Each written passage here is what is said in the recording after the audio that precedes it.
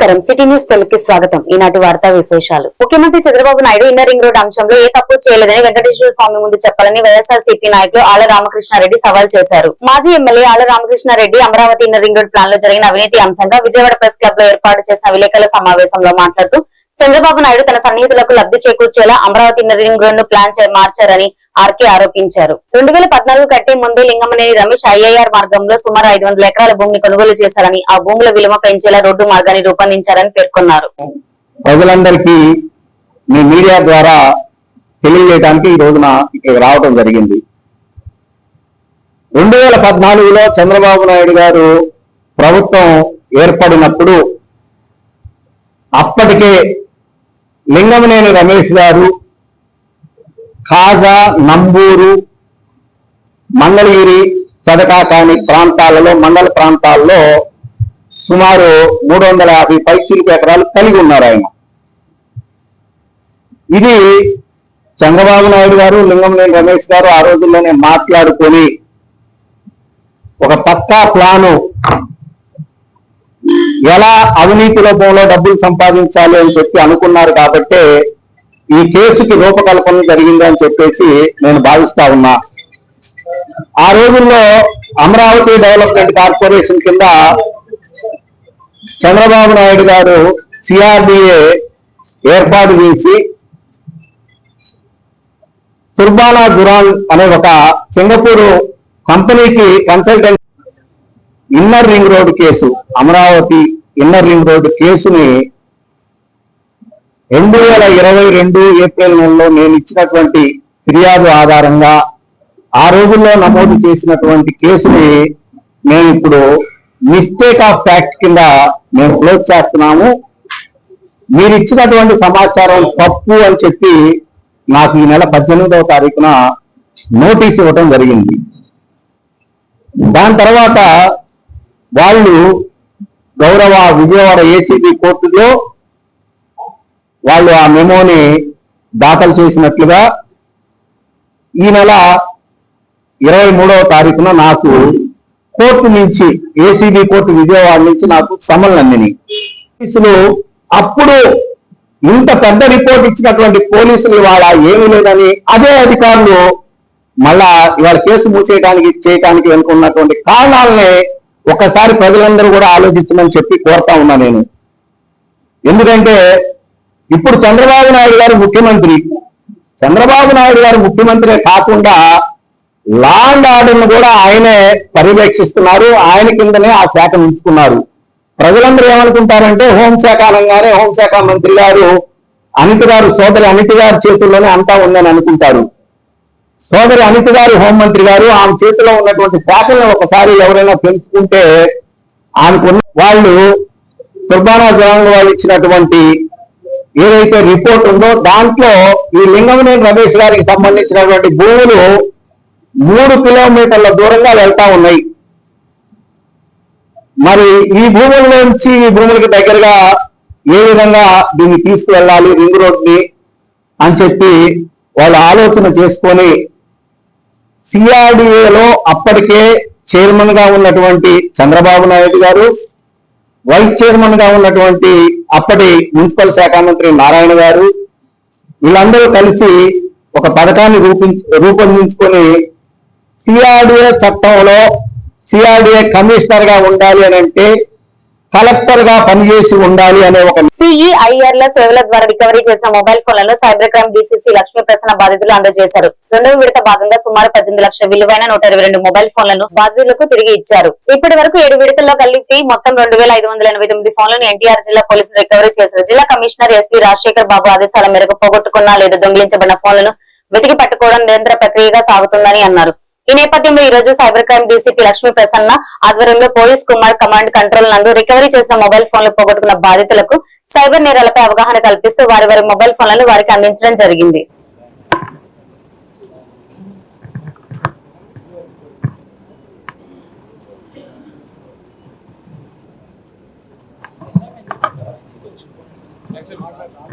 వీళ్ళు పట్టుకోవడం జరిగింది. ఇక్కడ దాదాపు ఒక 105 మొబైల్స్ రికవర్ చేయడం జరిగింది. సో అవన్నీ హ్యాండ్ ఓవర్ చేద్దామన్న ఉద్దేశంతోనే మీ అందరినీ పిలవడం జరిగింది. సో ఎలాగో వచ్చారు కాబట్టి ఈ సందర్భంగా మా ఇన్స్పెక్టర్ గారు చెప్పే ఉంటారు సైబర్ ఫ్రాడ్స్ గురించి. అందరూ చాలా అప్రమత్తంగా ఉండాలండి. ఎన్టీఆర్ పోలీస్ కమిషనరేట్ వాళ్ళు మన సిపి గారి ఆధ్వర్యంలో ఆయన సూచించిన విధంగా ఒక అప్లికేషన్ ఒకటి తయారు చేయడం జరిగింది. దాని పేరు సైబర్ సురక్ష. ఎందుకంటే zero tolerance towards cyber crime అనేది నినాదంతో సార్ ఇది తయారు చేయించడం జరిగింది. I request everyone to go through that. NTRpolice.in అనేది ఒకటి వెబ్సైట్ ఉంది. అది ఓపెన్ చేస్తే అందులో సైబర్ సురక్ష అనే ఒక అప్లికేషన్ ఉంటుంది. అది క్లిక్ చేసిన తర్వాత చాలా మంది సీనియర్ సిటిజన్స్ అండ్ జనరల్గా employees and uneducated persons, job కోసం ట్రై చేసే వాళ్ళు, వీళ్ళందరూ కూడా సైబర్ బారిన పడుతున్నారు. ఫస్ట్ థింగ్ ఏంటంటే సీనియర్ సిటిజన్స్ డిజిటల్ అరెస్ట్ అనేది ఉందా? ఏమైనా డిజిటల్ అరెస్ట్ గురించి ఐడియా ఉందా మీకు? ఎంతమందికి ఐడియా ఉందండి? Just raise your hands. ఏమైనా చెప్పగలుగుతారండి what is digital arrest? Task based fraud అని ఉంటుంది. అది కూడా దాదాపు ఇన్వెస్ట్మెంట్ ఫ్రాడ్ లాంటిదే. మీరు పలానా పని చేయండి, గూగుల్లోని లేకపోతే యూట్యూబ్లో ఒక వీడియో పంపిస్తారు. ఆ వీడియోకి మీరు డౌన్లోడ్ చేయండి, డౌన్లోడ్ చేస్తే మీకు కొన్ని డబ్బులు వస్తాయని అంటారు. అలాగే వాళ్ళు డౌన్లోడ్ చేస్తే ఇనీషియల్గా 1000-2000 పంపిస్తారు. అదేంటి ఇంకా పెద్ద ఎర వేయడానికి దట్స్ వన్ సార్ట్ ఆఫ్ ఇదన్నమాట. సో ఆ విధంగా చేసి 1-2 అయిన తర్వాత దెన్ ఇంకా పెద్ద టాస్క్ ఇస్తాము, మీకు 1,00,000 రూపాయలు వస్తాయి అని అంటారు. సరే అని చెప్పి వీళ్ళు ఓకే అన్న తర్వాత, కానీ మాకు కొంచెం ష్యూరిటీ ఉండాలి కాబట్టి మీరు ఇనీషియల్గా ఒక 30,000-40,000 వేయండి, మాకు అకౌంట్లో పంపించండి. పంపించిన తర్వాత మీకు టాస్క్ ఇస్తాం. దాని తర్వాత మీకు 1,00,000 పోర్టల్ ఉంటుంది. That is for last and stolen mobiles ఏవైతే దొంగతనం చేయబడతాయో లేకపోతే సంహవ్ మిస్ అవుతాయో ఆ మొబైల్స్ని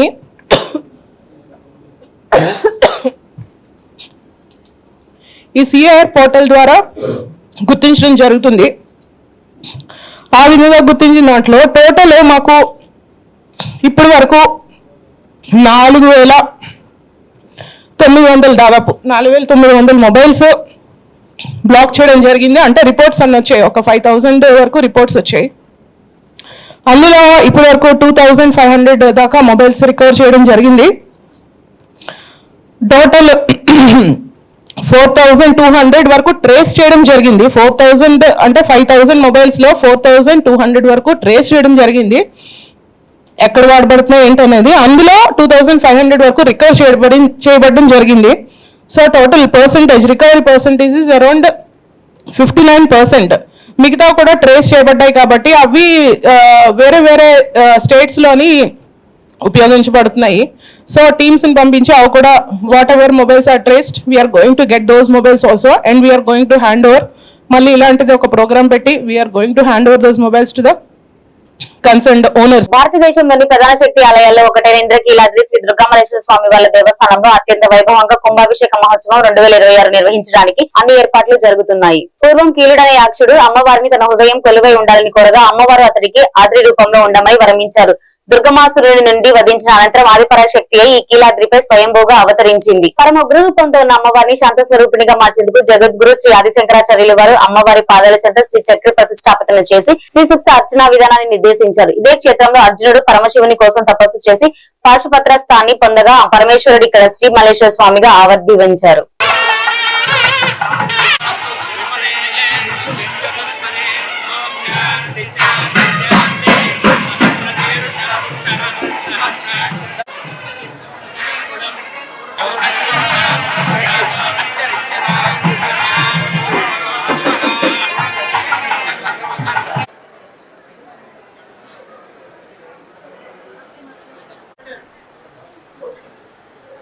धर्मं धर्मं पालयति पालयति धर्मं त्वं धर्मं पालयति पालयति धर्मं त्वं धर्मं धर्मं त्वं धृत्या धृत्या त्वं धर्मं त्वं धृत्या सारन्ति ध्यामायुः भावजेक महोत्सवनिमित्तेन स्थापयदादित्यतेन समस्तजनाकर्षक सिद्धिरस्तु పైనుంచి అన్నదాన బిల్డింగ్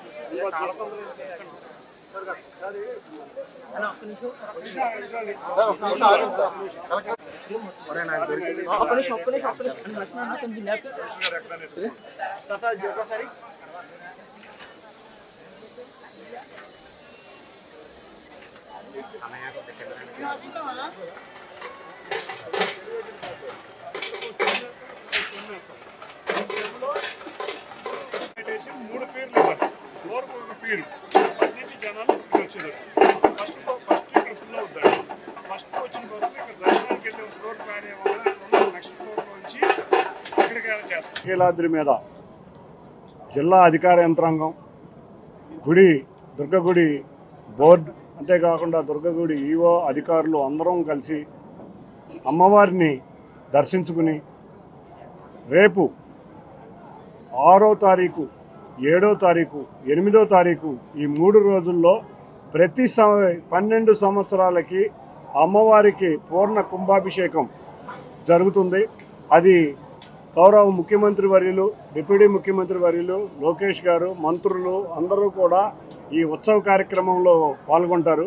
ఈ ఉత్సవ కార్యక్రమానికి ఏర్పాట్లు ఏ విధంగా చేయాలనేది అందరం కూడా కూర్చుని ఆలోచించి, ఈ ఉత్సవం ప్రతి 12 సంవత్సరాలకి వస్తుంది కాబట్టి ఎంతోమంది భక్తులు, లక్షలాది మంది భక్తులు దర్శించుకోవడానికి వస్తారు. గత 12 సంవత్సరాల క్రితం పెద్దలు కంచికామ కోటి పీఠాధిపతి జయేంద్ర సరస్వతి గారి చేతుల మీదుగా జరిగిన ఈ ఉత్సవం అమ్మవారి ఆశీస్సులు అందాలని కోరుకుంటూ అందరికీ ధన్యవాదాలు. Thank you. 12వ సంవత్సరంలో ఫిబ్రవరి 1 నుంచి 3వ తారీఖు వరకున ఈ కుంభాభిషేకం జరిగింది. సో అప్పుడు ఎలాగ జరిగింది అనేది వాస్తవానికి 14 సంవత్సరాల క్రితము జరిగిన ఈ కుంభాభిషేకము ఎలా జరిగింది, సో దాని విధి విధానాలు ఏంటి, సో భక్తులు ఎలాగ వస్తారు, ఇవన్నీ కూడా అంచనా వేయాల్సిన అవసరం ఉంది. ముఖ్యంగా ఈ మధ్యన మీరు ట్రెండ్స్ చూస్తే సంవత్సరం కూడా అమ్మవారి దర్శనానికి వచ్చే భక్తుల సంఖ్య భారీగా పెరుగుతూ ఉంది.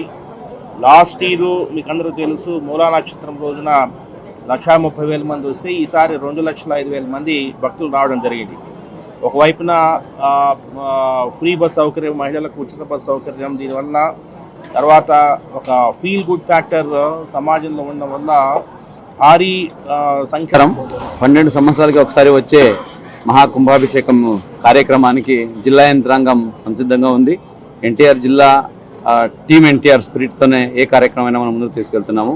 ఇప్పుడే గౌరవ ఎంపీ గారు, సిపి గారు చెప్పినట్టు, అలాగే గౌరవ చైర్పర్సన్ గారు, అలాగే టెంపుల్ ఈవో గారు, ఇతర అధికారులందరూ సమన్వయంతో, అలాగే టెంపుల్ ఎండోమెంట్ మినిస్టర్ గారు, అలాగే గౌరవ ముఖ్యమంత్రి వర్లు, ఉప ముఖ్యమంత్రి వర్లు ఎప్పటికప్పుడు టెంపుల్ పనితీరు, అలాగే ఈ సెలబ్రేషన్స్ ఎలా జరుగుతున్నాయి దీని గురించి మనకు ఎప్పటికప్పుడు దిశానిర్దేశాలు చేస్తున్నారు. వాళ్ళ దిశానిర్దేశాల మేరకు ఈసారి కూడా వచ్చే ఈ మహాకుంభాభిషేకం ఏదైతే ఉందో దీన్ని ఎక్కడ ఇబ్బంది లేకుండా సామాన్య భక్తులుగా పెద్దపీట మనం ఎప్పుడు అనుకుంటున్నాము అదే ప్రకారంగా వచ్చే భక్తులకి ఏ మాత్రం అసౌకర్యం కలగకుండా at the same time temple జరగాల్సిన ఈ మహాకుంభాభిషేకం ఏదైతే ఉందో దానికి రిక్వైర్డ్ స్టాండర్డ్గా ఎక్కడ కాంప్రమైజ్ అవ్వకుండా చేయడానికి అన్ని ఏర్పాట్లు చేయడం జరుగుతుంది. వచ్చే భక్తులకి నా విన్నపం ఒకటే, మీరు ఎంత భక్తిభావంతో వస్తారో సో అంతే పవిత్రంగా. రాజమండ్రిలో వెలుగులోకి వచ్చిన కల్తీ పాల ఘటన అనంతరం కృష్ణా జిల్లాలో ఫుడ్ సేఫ్టీ శాఖ అప్రమత్తమైంది. బుధవారం మచిలీపట్నం పడవల్లోని పలు విక్రయాల కేంద్రాల అధికారులు ఆకస్మిక జిల్లా అధికారి గోపాలకృష్ణ ఆధ్వర్యంలో తనిఖీలు చేపట్టారు. జిల్లా పరిషత్ చిలుకలపూడి సెంటర్ ప్రాంతంలోని పాల కేంద్రాలను పరిశీలించిన అధికారులు చిలుకలపూడి ప్రాంతంలోని ఎస్ఎస్ మిల్క్ మరియు జిల్లా పరిషత్ సమీపంలోని కృష్ణవేణి మిల్క్ డైరీ కేంద్రాల నుంచి పాల నమూనాలను సేకరించారు. ఈ నమూనాలను నాణ్యత పరీక్షల కోసం ప్రయోగశాలకు పంపించినట్లు తెలిపారు. తనిఖీల్లో భాగంగా ఎంఆర్పీ, ఐఆర్సీ, తయారీ తేదీ, బాదం పాల ప్యాకెట్లు గుర్తించబడగా వాటిని స్వాధీనం చేసుకుని ధ్వంసం చేశారు. అలాగే ఎక్కువ కాలం ఫ్రిడ్జ్ లో నిల్వ ఉంచిన ప్యాకెట్లను కూడా తొలగించారు. ఈ సందర్భంగా జిల్లా ఫుడ్ సేఫ్టీ అధికారి గోపాలకృష్ణ మాట్లాడుతూ వినియోగదారులు పాల ఉత్పత్తులు కొనుగోలు చేసే ముందు తయారీ తేదీ, గడువు తేదీ, ఏఆర్పీ వివరాలు తప్పనిసరిగా పరిశీలించాలని సూచించారు.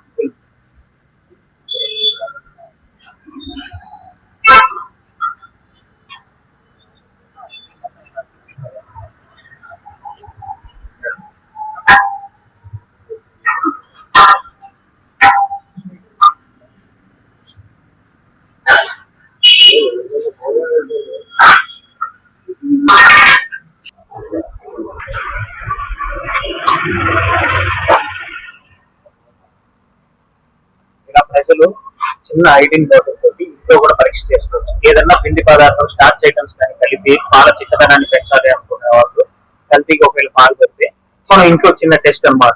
ఐడిన్ ఒక 2 డ్రాప్లు వేసుకొని ఈ 10 ml మిల్క్ లో వేసి చూస్తే ఒకవేళ దాంట్లో కనుక స్టార్చ్ కానీ ఎటువంటి పిండి పదార్థం కానీ కలిపినట్లయితే అది బ్లూ రంగు కానీ బ్లాక్ కలర్ కానీ మారుతుంది. ఇప్పుడు ఇది ఏది రంగు మారలేదు కాబట్టి ఇందులో పిండి పదార్థం అనేది కలపలేదని మనం తెలుసుకోవచ్చు. సో మిగతా ఏదైనా సరే కలిపారా అనడానికి ఇలా చిన్న చిన్న టెస్ట్ కాకుండా ల్యాబ్ కి పంపడానికి మనం శాంపిల్స్ తీయడం జరిగింది. ఇప్పుడు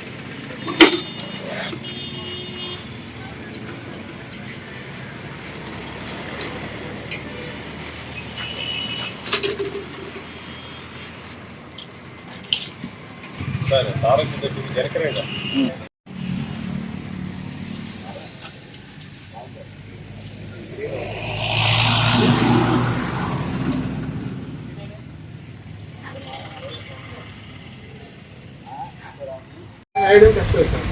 ఐడెంట్ టెస్ట్ లో బ్లూ అవ్వలేదు. ఇది ఇన్స్టెంట్ గా చేపిస్తాం. ఏది మనం డాక్టర్నే కానీ లేకపోతే ఫుడ్ సేఫ్టీ ఆఫీసర్ ద్వారా కానీ వేయాల్సినంత మేము చేసి ఇప్పుడు చూసిందంటే చిన్న చిన్న లక్షణాలు ఉన్నాయి. అయ్యో లేవని మేము అంటారు. ఆ లక్షణాలు వాటర్ ఎంజీఎన్ ఆర్జీఏ కి బదులుగా విబిజి రామ్జీ నూతన చట్టంపై ప్రజలపై అవగాహన కల్పించాలని ప్రభుత్వ ఆదేశాలు ఇచ్చిన దున Gudivada MP BY Vishnu Prasad media సమావేశం నిర్వహించారు. మహాత్మా గాంధీ జాతీయ గ్రామీణ ఉపాధి చట్టం స్థానంలో వికాస్ భారత్ 2047కు అనుగుణంగా భారత్ రోజ్గార్ చట్టం 2025 ప్రభుత్వం ఆమోదించిందని, గ్రామీణ అభివృద్ధి శాఖ ఈ చట్టాన్ని ఉపాధి శ్రామికుల కోసం స్థిరమైన జీవనోపాధి, సామాజిక మరియు ఆర్థిక సదుపాయాలతో కలిసి మరింత బలోపేతంగా చేయడం లక్ష్యంగా పెట్టుకుందన్నారు. ఈ కొత్త చట్టం ద్వారా గ్రామీణ ప్రజలకు ఉపాధి హామీ 100 రోజుల నుంచి 120 రోజులకు పెంచాలని, కూలీల సమయానికి వేతన చెల్లింపులు వ్యవసాయ కూలీలకు సమన్వయంకు తోడ్పడుతుందని అన్నారు.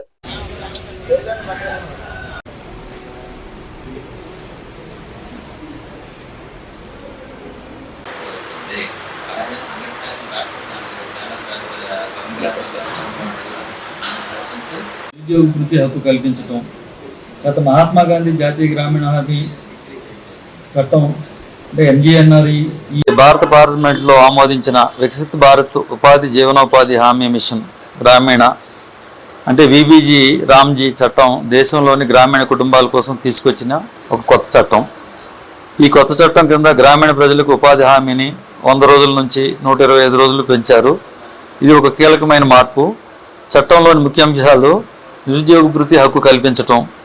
గత మహాత్మా గాంధీ జాతీయ గ్రామీణ హామీ చట్టం అంటే ఎంజీఎన్ఆర్ఈజీఏలో నిరుద్యోగ వృత్తి పొందడానికి అనేక షరతులు ఉండేవి. ఈ షరతుల కారణంగా నిరుద్యోగ వృత్తి పొందడం అసాధ్యంగా ఉండేది. కానీ బీబీజీ రామ్జీ చట్టం 2005లో ఈ పరిమితులన్నీ తొలగించారు. ప్రస్తుత చట్టం ప్రకారం పని కోరిన తర్వాత కూడా ఉపాధి కల్పించకపోతే నిరుద్యోగ వృత్తి దానంతటదే శ్రామికుని ఖాతాకు జమ అవుతుంది. అదేవిధంగా కూలీలకు సమయానికి వేతనాల చెల్లింపులో ఆలస్యం జరుగుతుందనే ఫిర్యాదులు గతంలో ఉండేది. కానీ ఇప్పుడు వేతన చెల్లింపుల్లో ఆలస్యం జరిగితే ప్రతి ఆలస్యమైన రోజు పరిహారం కూడా వేతనంతో పాటు చెల్లిస్తారు. దీంతో పారదర్శకత పెరిగి కూలీలకు పూర్తి హక్కు లభిస్తుంది. గ్రామ స్థాయిలో ప్రణాళిక తయారు చేయటం. ఇప్పటి నుంచి పనులు ప్రణాళికను గ్రామ సభలోని నిర్ణయిస్తారు. గ్రామ పంచాయతీ వికసిత గ్రామ పంచాయతీ ప్రణాళికను రూపొందిస్తుంది. దీనిలో గ్రామ ప్రజలు భాగస్వామ్యం తప్పనిసరి. 4 ప్రధాన పనులు కేటగిరీలుగా నిర్ణయించడం జరిగింది. నీటి భద్రత సంరక్షణకు సంబంధించిన పనులు, అదేవిధంగా గ్రామీణ మౌలిక వసతులు అభివృద్ధి పనులు, జీవనోపాధి మెరుగుపరుచు పనులు, వాతావరణ మార్పులు, ప్రతికూల వాతావరణ పరిస్థితులు ఎదుర్కొనే పనులు.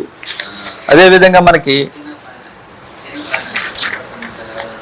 ఈ 4 కేటగిరీలు కలిపి అభివృద్ధి, సాధికారికత, సమన్వయ, స్థిర జీవనోపాధులు పునాదిగా వ్యవస్థానికి. శాఖ సమన్వయం, పారదర్శకత. ఈ చట్టం కింద గ్రామ స్థాయిలో చేపట్టి అన్ని పనులను వికసిత్ భారత్ గ్రామ పంచాయతీ ప్రణాళికలో నమోదు చేస్తారు. దీంతో చేసిన పనులను తిరిగి చేయడం తగ్గుతుంది. శాఖల మధ్య సమన్వయం మెరుగుపడుతుంది. అవినీతిని అరికట్టవచ్చు. అదేవిధంగా వ్యవసాయ కూలీలు సమన్వయం. ఈ చట్టం ప్రకారం విత్తనాలు వేయడం, కోతలకు సంబంధించిన ప్రధాన వ్యవసాయ పనుల కోసం 60 రోజుల కాలాన్ని రాష్ట్ర ప్రభుత్వం కేటాయించవచ్చు. ఈ సమయంలో ఈ చట్టం కింద పనులు చేపట్టరు. దీనివల్ల వ్యవసాయ పనులు సజావుగా సాగుతాయి. పరిపాలనా వ్యయం పరిమితి పెంపు. కొత్త చట్టంలో పరిపాలనా వ్యయం పరిమితిని 6 నుంచి 8% వరకు పెంచారు. దీనివల్ల అన్ని స్థాయిల్లో ఉపాధి సిబ్బంది సేవలు సామర్థ్యానికి అనుగుణంగా పనిచేయడానికి అవకాశం ఉంటుంది.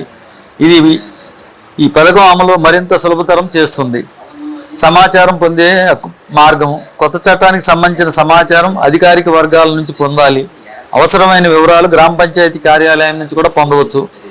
MGNRE కింద కృష్ణా జిల్లా గుడివాడ పట్టణం ఎన్టీఆర్ కాలనీలో రాత్రి అగ్ని ప్రమాదం చోటు చేసుకుంది. ప్రమాదానికి కారణం షార్ట్ సర్క్యూట్ అని భావిస్తున్నారు. అందరూ నిద్రిస్తున్న వేళ పూరిపాకలు అకస్మాత్తుగా మంటలు వ్యాపించాయని ఫైర్ సిబ్బంది సమాచారం తెలుసుకుని మంటలను మిగతా గృహాలకు వ్యాపించకుండా ఆర్పివేశారు. ఘటనా స్థలానికి జనసేన పార్టీ ఇన్ఛార్జ్ శ్రీకాంత్ విచ్చేసి బాధితులను ఓదార్చారు. ఎవరికి ఎటువంటి గాయాలు కాలేదని మంటలు అదుపు చేయడం వల్ల అక్కడ ఉన్న ప్రజలంతా ఊపిరి పీల్చుకున్నారు.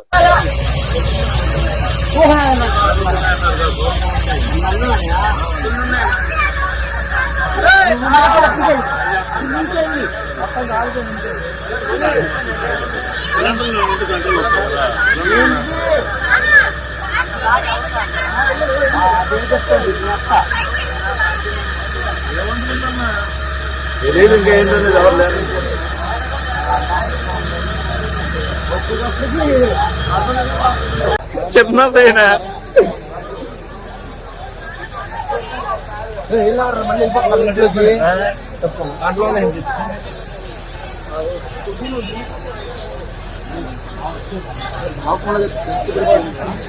పొడుగున్నానయ్యా, ఏం అవ్వలేదు. ఏం చేశారు తెలీదు. నాకు ఏమైంది, ఎలా వచ్చిందో తెలియదు అన్న. మామూలుగా కరెంట్ 1 మీటర్కి అయితే కరెంట్ కూడా లేదు. 1 మీటర్కి కరెంట్ ఉంది. బిల్లు తగలు పడిపోయింది. నేను అప్పుడే బయటకు వెళ్ళి వచ్చాను. కొట్టుగా నుంచి వచ్చాను, తగలు పడిపోయింది. ఏమైందో కూడా మాకు తెలియదు. దేవుడు దయచేశాడు. అందరూ వ్యాపారం చేసేవాళ్ళు కొట్టుకాడికి. పిల్లలు కూడా లేరు. వాళ్ళ దేవుడు మా మీద దయించాడు వినాయకుడు.